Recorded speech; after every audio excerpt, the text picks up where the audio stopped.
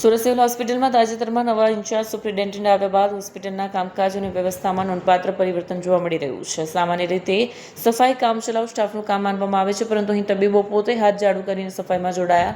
હોસ્પિટલના તમામ વિભાગોમાં સફાઈ કરવામાં આવી, જેમાં વોર્ડ, ઓપીડી, ઇમરજન્સી અને વહીવટી કચેરીઓનો સમાવેશ છે. અભિયાનમાં આરએમઓ ડોક્ટર કેટી નાયક અને સુપ્રિન્ટેન્ડન્ટ પારુલ વડગામા સહિતના વરિષ્ઠ અધિકારીઓ પણ સક્રિય રહ્યા. તેમણે સ્ટાફ સાથે મળીને સફાઈ કાર્યનું નેતૃત્વ કર્યું અને સ્વચ્છતા પર ભાર મૂક્યો. આ મેગા સફાઈ અભિયાનમાં 200થી વધુ તબીબો, નર્સિંગ સ્ટાફ અને અન્ય કર્મચારીઓએ ભાગ લીધો.